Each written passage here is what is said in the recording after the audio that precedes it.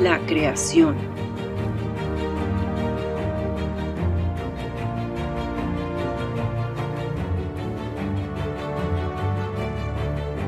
El ser humano. La caída.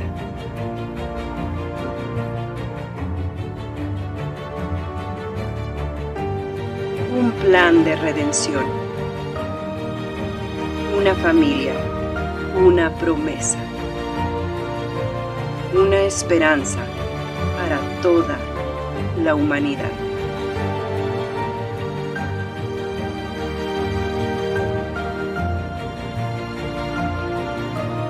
Génesis, donde todo comienza. Vamos a comenzar. Voy a pedirles por favor que todos podamos sacar nuestras Biblias. Si tú traes una Biblia o que saques tu dispositivo, me gustaría mucho que me acompañes cuando voy leyendo los pasajes, que me acompañes. Y también en muchas ocasiones, en repetidas ocasiones, hemos hablado acerca de la importancia de tomar notas. Durante las clases, durante los sermones, porque acuérdate que siempre que escribimos, la posibilidad de que se nos graben más las cosas es mayor, ¿verdad? Entonces, cuando escribimos, cuando tomamos notas, nos ayuda. Y algo que también siempre les animo es que cuando tú tomas notas, esas notas después te van a ayudar en tu vida personal. Y dices, ay, ¿cuál era la escritura? O ¿cuál era el pasaje? Y me acuerdo que me enseñaron esto, pero ¿dónde estaba?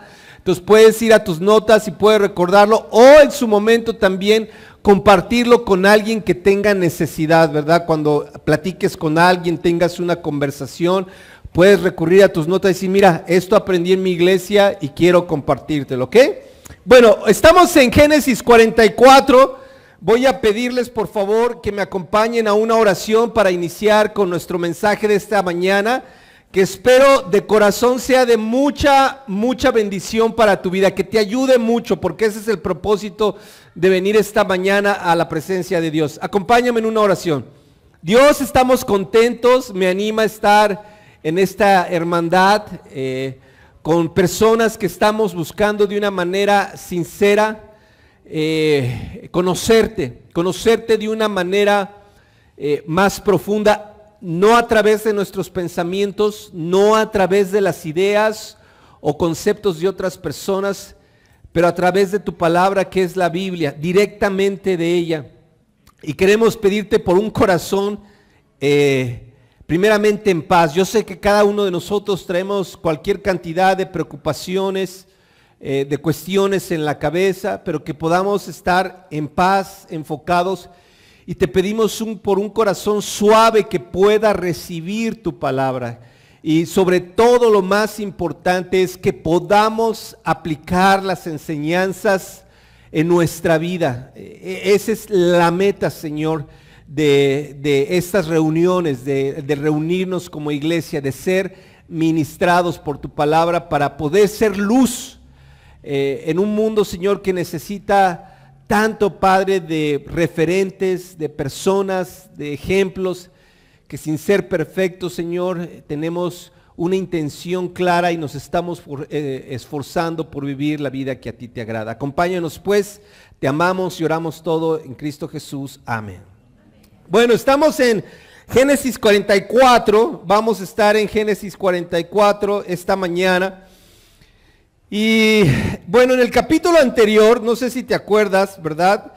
Dejamos a José con sus hermanos ahí en la fiesta, ya celebrando. José ya está más tranquilo de saber que su hermano Benjamín no corrió la misma suerte que él. También obviamente a José le ha animado que sus hermanos cumplieron su palabra y regresaron con su hermano menor. También se aclaró el asunto de la vez pasada del dinero, ¿verdad? El mayordomo de José le dice, pues yo no sé cómo estuvo, pero yo recibí el dinero que ustedes pagaron por el grano. Entonces José los atiende, ¿verdad? Les lava los pies, prepara un banquete para ellos, a su hermano Benjamín le da una porción más y está ahí contento, muy contento José con ellos, ¿verdad? Sus sentimientos y sus emociones de José se encuentran más en paz, se encuentran más tranquilas. Pero hay algunas cosas que José, bueno, se ha percatado en todo este tiempo que ha estado interactuando con sus hermanos. Una es que ha escuchado que sus hermanos sienten remordimiento, y digo muy importante, remordimiento, no arrepentimiento. Remordimiento por lo que hicieron hace más de 20 años con él. Él ya escuchó que ellos se sienten mal por lo que hicieron. También se dio cuenta José que su hermano Rubén no estuvo de acuerdo. Su hermano Rubén no estuvo de acuerdo en que fuera vendido como esclavos, y que esto sucedió cuando él por alguna razón se apartó. Y también se percató que Simeón es posible que fuera el quien llevó a cabo el plan, su hermano Simeón. José aún no se ha revelado a sus hermanos. Para estas alturas José sigue actuando como un personaje, obviamente como el segundo después del faraón. No habla a sus hermanos en hebreo, usa un intérprete para hablar con sus hermanos, y él en este momento, sus hermanos no saben qué es José. Ellos siguen creyendo que es el segundo a cargo de Egipto, y en ese concepto lo tienen. Él no se ha revelado todavía hasta ellos. Pero hay algo que no ha ocurrido en todo este tiempo, en estos viajes, hasta este segundo viaje que sus hermanos han hecho, y es el hecho de que sus hermanos no han confesado su pecado, lo que hicieron. No lo han confesado con su padre. Jacob sigue pensando la versión que le dieron sus hijos de que José había sido devorado por una bestia. Le entregaron la capa de colores llena de sangre, y esa es la versión con la que se quedó su papá. Y tampoco ellos han confesado esto delante de este funcionario tan importante. Entonces así es como entramos a Génesis, y es un poquito raro. Cuando yo estaba leyendo el pasaje dices, caray, está medio raro, pero Dios va a explicarnos bien lo que está pasando aquí. En Génesis 44 dice, más tarde, 44:1, más tarde voy a estar en la Nueva Versión Internacional. Si tú tienes alguna otra versión en tu Biblia, está bien. Si no, en tu dispositivo puedes poner la Nueva Versión Internacional, ¿ok? Dice, más tarde José ordenó al mayordomo de su casa, llena con todo el alimento que les quepa los costales de estos hombres, y pone en sus bolsas el dinero de cada uno de ellos. Es decir, José va a hacer otra vez exactamente lo mismo que en el primer viaje, ¿verdad? Y recordemos que José sabe que esta sequía o este tiempo difícil de vacas flacas va a durar 7 años. Es muy posible que sus hermanos no sepan de eso porque ellos no viven en Egipto y quizás esto no lo saben, pero José sabe, y otra vez les está dando muchos granos para que puedan sobrevivir la sequía, y aparte les está regresando el dinero. Dice, luego, aquí se torna algo interesante, dice, mete mi copa de plata en la bolsa del hermano menor, o sea, en la bolsa de su hermano de sangre, que es Benjamín, junto con el dinero que pagó por el alimento. Y el mayordomo hizo todo lo que José ordenó. Y entonces aquí es cuando dices, bueno, a ver, ¿qué está pasando? ¿No? Si se supone que en el capítulo 43 ya los dejamos cenando juntos, y José está bien contento de ver a Benjamín, de ver a sus hermanos, y parece que aquí otra vez la cosa está medio rara, con que les está sembrando esta evidencia en sus costales.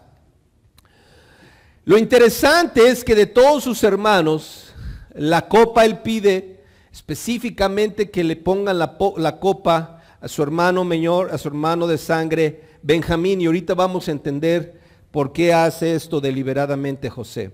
Seguimos leyendo en Génesis 44:3. A la mañana siguiente, muy temprano, los hermanos de José fueron enviados de vuelta junto con sus asnos. Todavía no estaban muy lejos de la ciudad cuando José dijo al mayordomo de su casa, anda, persigue a esos hombres.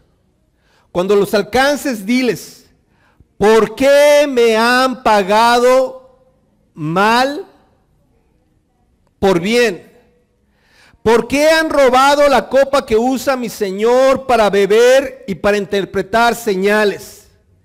Esto que han hecho está muy mal. Entonces, básicamente lo que José hizo es les tendió una trampa. Les llena los costales de alimento, les pone el dinero de regreso, pone la copa en el costal de Benjamín, le dice, déjalos que caminen un poquito, ahora ve y alcánzalos y diles que por qué han actuado mal. Cuando la realidad es que ellos no habían actuado mal, ¿no? Ellos no habían actuado mal. Es posible, quizás es una posibilidad que José no viera un completo arrepentimiento en el corazón de sus hermanos por lo que les decía al principio, porque ellos no habían confesado lo que realmente habían hecho. A él le habían dicho que su hermano, uno de sus hermanos había muerto, pero él no sabía que obviamente estaban hablando de él y que él no estaba para nada muerto. Como dato interesante, la adivinación por medio de copas llenas de agua, que se le llama, a esto se le llama la hidromancia, era una práctica bastante común en Mesopotamia y en Egipto. Esto era bien común. Las personas lo hacían, esta cuestión de la adivinación en copas. Y se constituía generalmente en echar sobre el agua unas gotas de aceite o en hacer caer dentro de la copa una piedra preciosa o algún otro objeto. El pronóstico dependía de la figura formada por la mancha de aceite o del ruido que producían los objetos al dar con el fondo, ¿verdad? Esto era algo común. Y sabes, cuando veo esto es como cuando dices que te leen el café, que te leen las cartas, o sea, es exactamente lo mismo, ¿no? Y ahí te leen el café y la forma que toma el café. Nunca me lo han leído, claro, nunca he ido a que me lean las cartas ni antes de ser cristiano ni nada de eso. Pero son prácticas que el día de hoy hay hasta... se leen las cartas y se lee esto y se lee el café y que vamos para que te lean esto y que te digan todo. Era algo muy común. No podemos asegurar que José practicaba la adivinación. De hecho, no había necesidad de que José practicara la adivinación porque él recibía revelación de Dios. O sea, los sueños que él interpretaba eran por revelación de Dios. Él no tenía necesidad de... practicar la adivinación, pero quizás esto era como algo que tenían los señores importantes, ¿verdad? La famosa copa, tenían su copa donde ellos bebían. Seguimos leyendo Génesis 44:6. Cuando el mayordomo los alcanzó, les repitió esas mismas palabras, pero ellos respondieron, ¿por qué nos dice usted tales cosas, mi señor? Lejos sea de nosotros actuar de esa manera. Es más, nosotros trajimos de vuelta de Canaán el dinero que habíamos pagado la primera vez, ¿te acuerdas?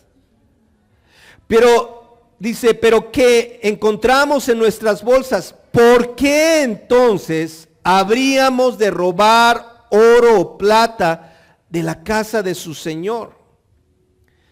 Si se encuentra, esta me encanta, dice, si se encuentra la copa en poder de alguno de nosotros, que muera el que la tenga. Y el resto de nosotros seremos esclavos de mi Señor. Aquí hay unas cosas que son importantes.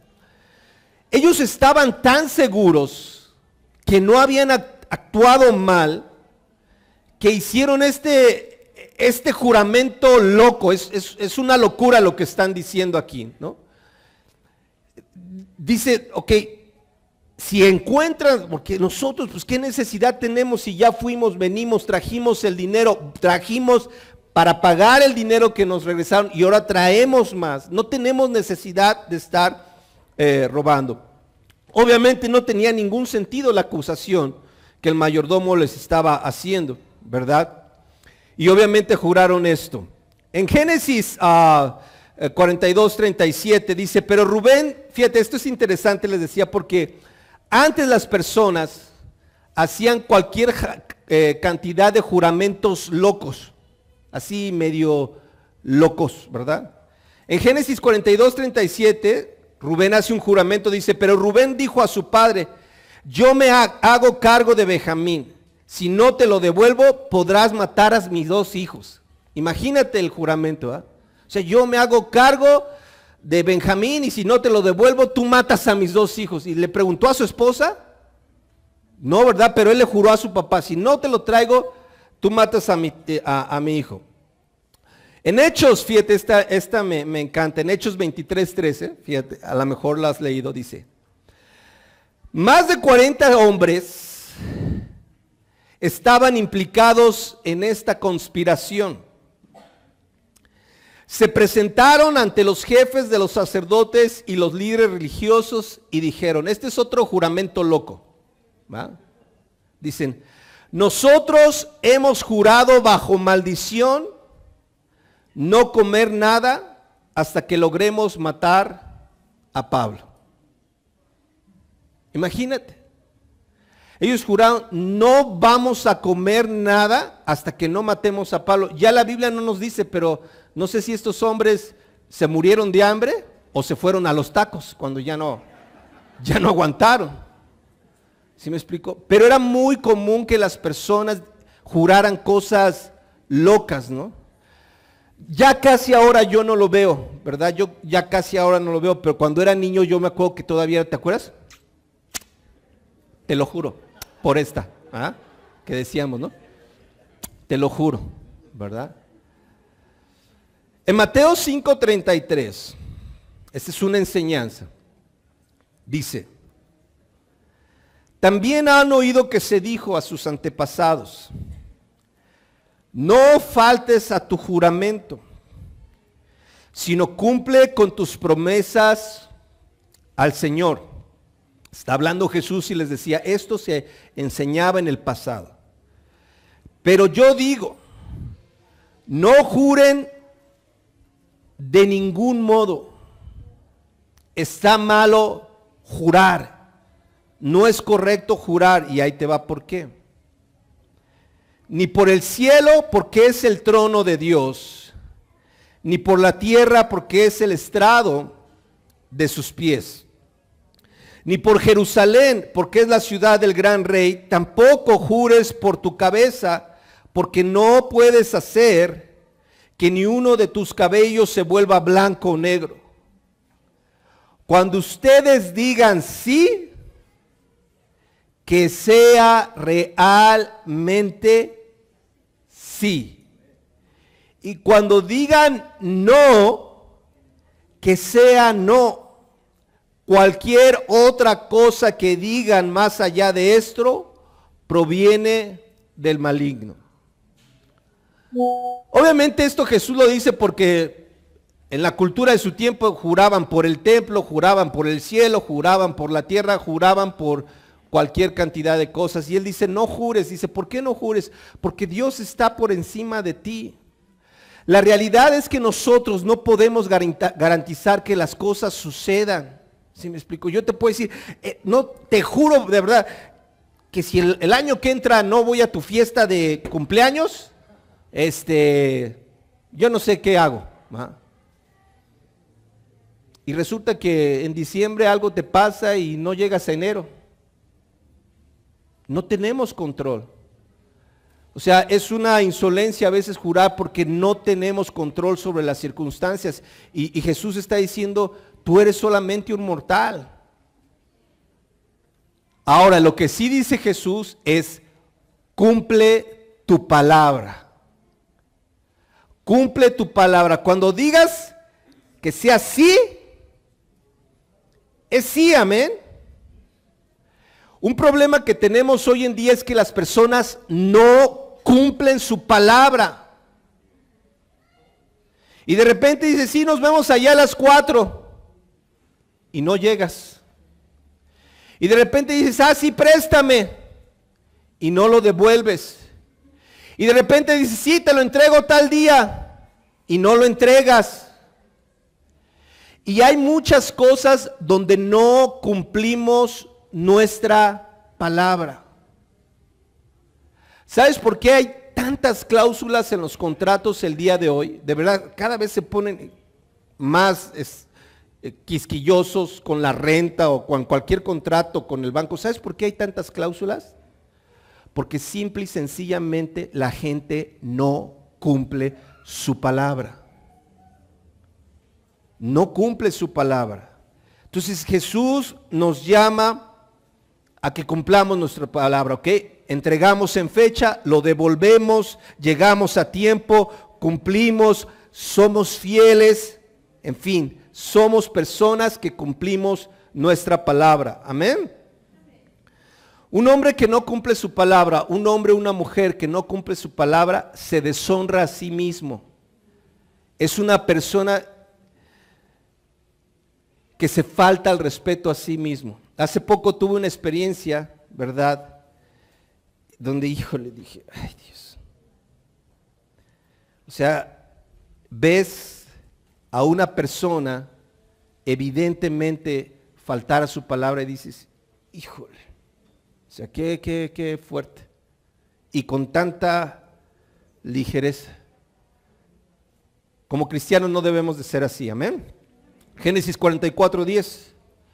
Está bien, respondió el mayordomo, se hará como ustedes dicen, pero solo el que tenga la copa en su poder será mi esclavo. El resto de ustedes quedará libre de todo cargo. Enseguida cada uno de ellos bajó al suelo su bolsa y la abrió. El mayordomo revisó cada bolsa, comenzando con la del hermano mayor y terminándola con la del hermano menor. Y encontró la copa en la bolsa de Benjamín. Al ver esto, los hermanos de José se rasgaron las vestiduras en señal de duelo y luego de cargar sus asnos volvieron a la ciudad. O sea, estaban tan seguros, tan confiados, que abren la bolsa de Benjamín y es como, híjole. Vemos frecuentemente esta expresión cultural de rasgarse la ropa. Yo agarro y me rompo aquí la ropa. ¿No? De decir, es como lo que decimos ahora de jalarte los pelos, ¿verdad? O sea, decir, hijo, o sea, Dios mío, ¿en qué problema nos acabamos de meter? A veces el corazón se pone muy duro y Dios necesita trabajar profundamente en cada uno de nosotros. Ellos tenían más de 20 años ocultando este pecado y nunca se lo dijeron a su papá y lo sabían y obviamente sus corazones estaban muy, muy duros. En segunda de Samuel, capítulo 12, versículo 15, y esto es algo que yo creo y espero que te ayude para entender lo que está pasando aquí en Génesis. Es el famoso pecado de David, esa es la escena. Dice, dicho esto, Natán volvió a su casa y el Señor, ya Natán confrontó a David, ya tuvo esta conversación, ¿te acuerdas? La de la ovejita. Ya Natán habló y David le dice, no, sí, ese hombre merece que lo maten, ¿verdad? Y Natán le dice, ¿sabes qué? Tú eres ese hombre.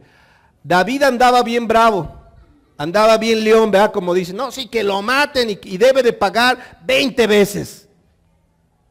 Estaba tan ciego, estaba tan duro, que no se daba cuenta que Natán estaba hablando acerca de él.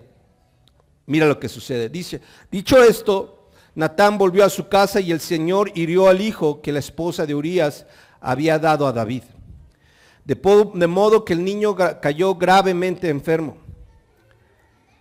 David se puso a rogar a Dios por él.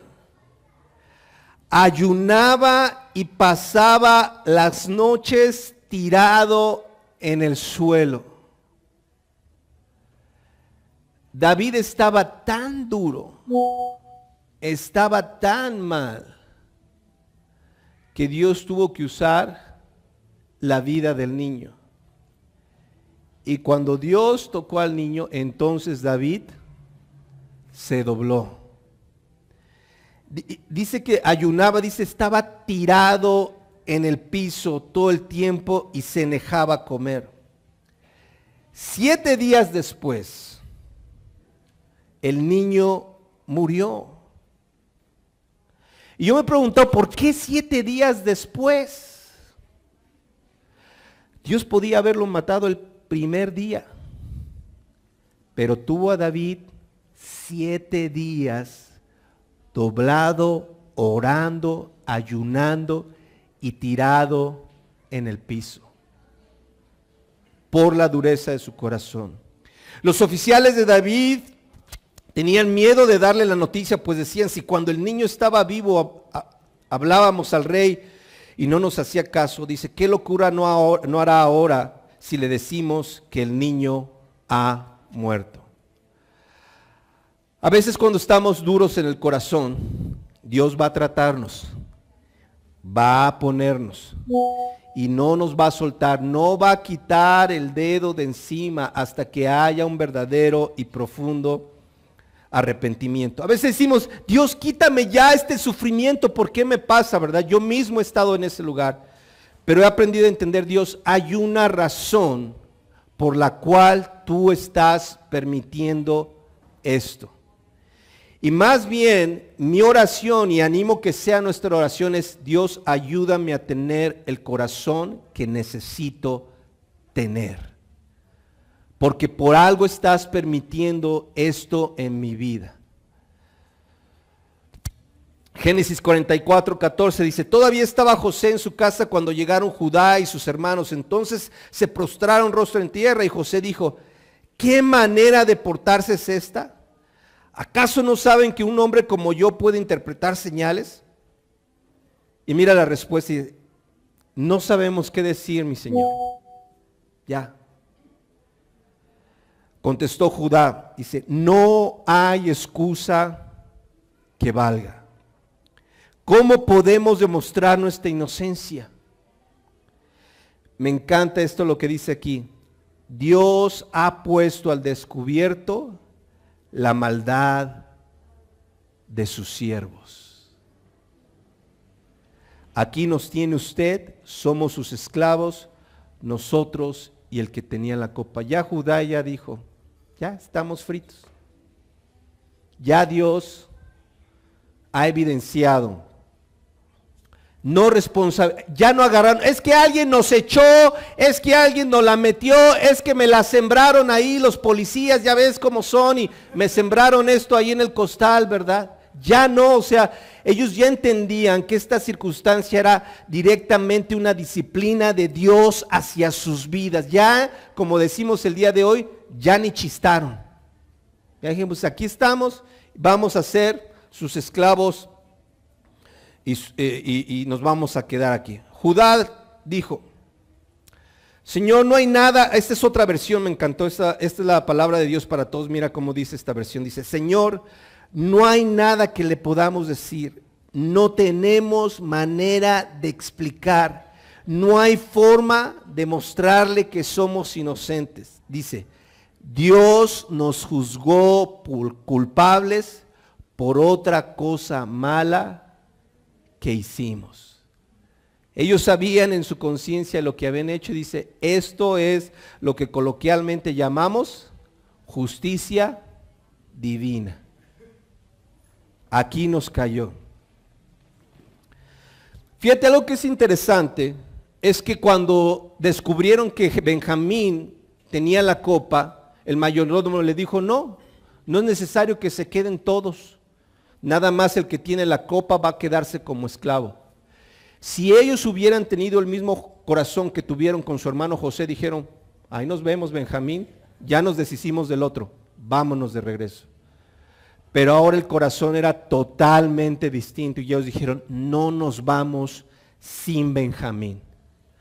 Cuando en el pasado no les había importado lo que su papá sentía, ahora estaban muy preocupados por su hermano y por su papá. Fíjate, aunque sabían que eran inocentes, ellos vieron la justicia de Dios hacia sus vidas y aceptaron las consecuencias. Hace 20 años habían vendido a su hermano como esclavo y ahora ellos iban a pagar con sus vidas siendo ¿qué? Esclavos. Lo que se siembra, se cosecha.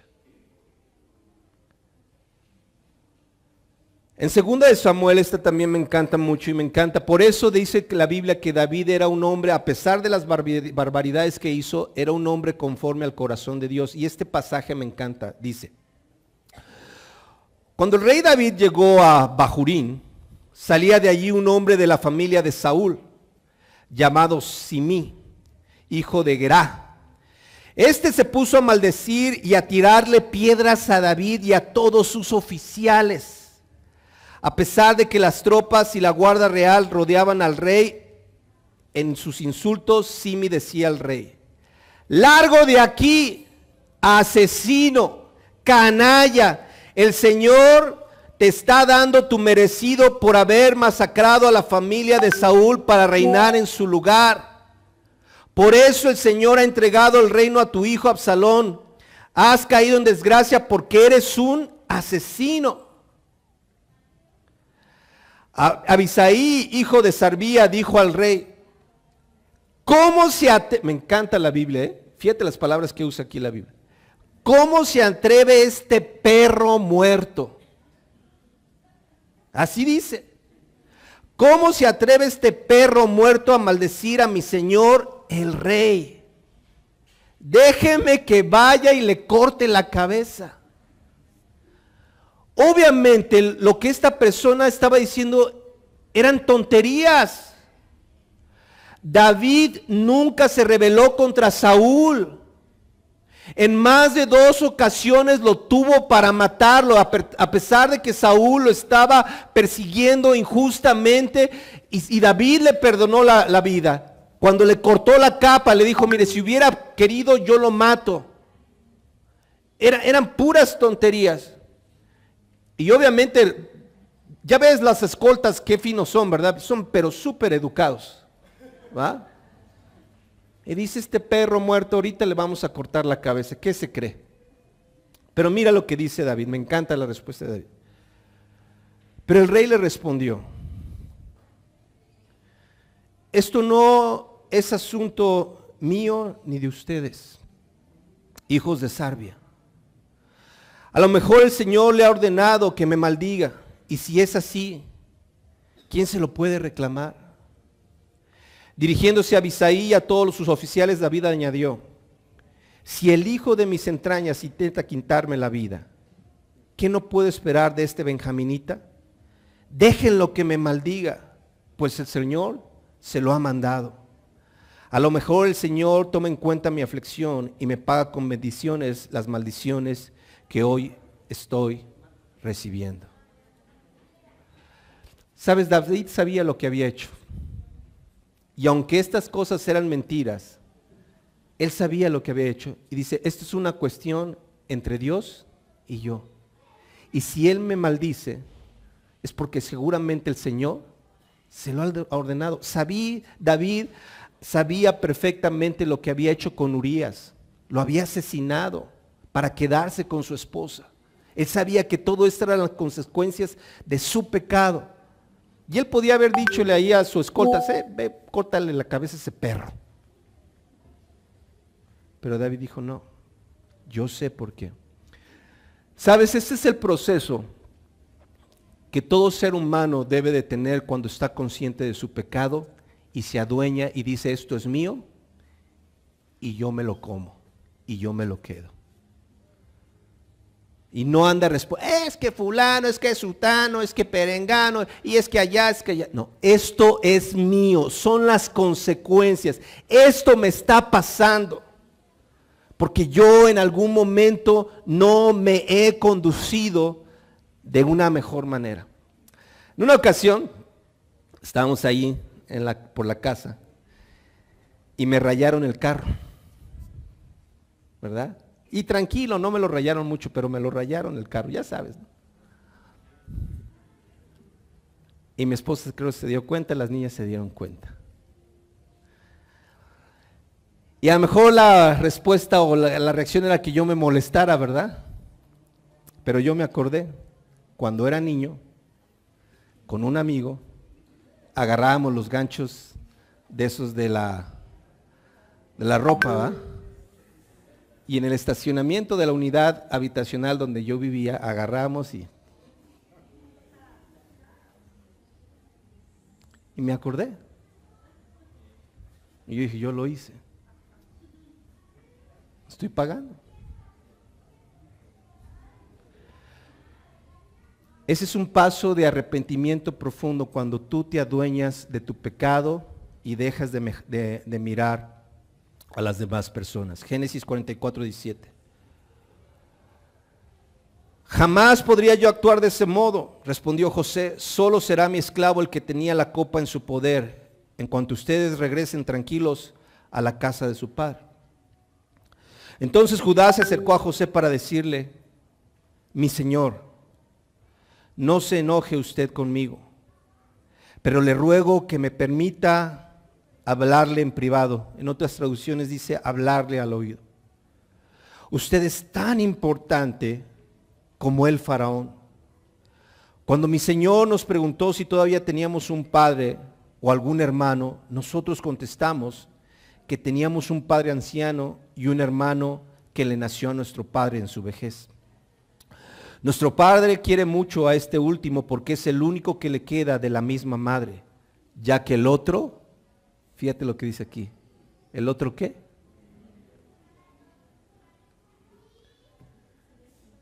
¿Seguro? ¿Seguro que murió? No murió, tú lo vendiste. Entonces usted nos obligó a traer a este hermano menor para conocerlo. Nosotros le dijimos que el joven no podía dejar a su padre porque si lo hacía seguramente su padre moriría. Pero usted insistió y nos advirtió que si no traíamos a nuestro hermano menor, nunca más seríamos recibidos en su presencia. Entonces regresamos a donde vive mi padre, su siervo, y le informamos de todo lo que usted nos había dicho. Tiempo después nuestro padre nos dijo, vuelvan otra vez a comprar un poco de alimento. Nosotros contestamos, no podemos ir si nuestro hermano menor no va con nosotros. No podremos presentarnos ante hombre tan importante a menos que nuestro hermano menor nos acompañe. Mi padre, su siervo, respondió, ustedes saben que mi esposa me dio 2 hijos. Uno desapareció de mi lado y no he vuelto a verlo. Con toda seguridad fue despedazado por las fieras. Aquí José se enteró de lo que le habían dicho a su padre que había sucedido con él. Aquí él se dio cuenta, esta fue la mentira que le dijeron a mi papá, que un animal me había devorado. Dice, si también se lleva a este y le pasa alguna desgracia, harán descender mis canas con tristezas a la sepultura. Seguimos leyendo en el 30. Así que si yo regreso a mi padre, su siervo, y el joven cuya vida está tan unida a la de mi padre no regresa con nosotros, seguramente mi padre morirá al no verlo y nosotros seremos los culpables de que las canas de nuestro padre desciendan con tristeza a la sepultura. Este siervo suyo quedó ante mi padre como responsable del joven. Le dije, si no te lo devuelvo, padre mío, seré culpable ante ti toda mi vida. Por eso permita usted que yo me quede como esclavo suyo en lugar de mi hermano menor y que él regrese con sus hermanos. ¿Cómo podré volver junto a mi padre si mi hermano menor no está conmigo? No soy capaz de ver la desgracia que le sobrevendría a mi padre. Si bien es cierto, todavía no han confesado su pecado, ya su corazón está en otro punto. Ya no están, pues, que mi papá, pues al cabo todo el tiempo nos trató mal, siempre le dio preferencia a Benjamín y a José, y nosotros, como no éramos los hijos de su esposa, la amada, siempre fuimos los medios hermanos y nos dio ahí. No, ellos ya están quebrados en su corazón y dice Judá, yo no puedo regresar. Yo no puedo regresar. O sea, yo no puedo presentarme con mi padre si mi hermano menor no va conmigo. Y él ahora dice, yo me quedo, déjelos ir, yo voy a pagar. Hace 20 años no les importó lo que su padre sentía, Y ahora Judá está completamente quebrado, porque dice, mi padre se me va a morir. Si yo le llego con una noticia de estas, mi padre se va a morir. Algo interesante es que en el capítulo 49, ya lo vimos, Jacob va a bendecir a Judá y le dice, Judá, tú vas a ser como un león, eres como un león. En Apocalipsis capítulo 5, versículo 5, se refiere a Jesús como el león de ¿qué? De la tribu de Judá. Y la Biblia nos enseña que Jesús entregó lo que nos decía hoy Ulises, como ¿qué? Como un sustituto por nuestros pecados. Realmente quienes deberíamos de quedarnos o haber ido a la cruz éramos nosotros. Y Él se puso como sustituto. Y en este momento Judá está siendo una prefigura del Mesías. Él dice, yo tomo el lugar, yo soy un sustituto, yo me quedo para que los demás sean libres. Es exactamente lo que Jesús hizo con nosotros. Él se ofreció en sacrificio por nuestros pecados, murió en la cruz para que nosotros fuéramos libres y obtuviéramos el perdón de Dios. Amén. ¿Quieren saber en qué termina esta historia? Nos vemos el próximo domingo. Que Dios los bendiga. Gracias.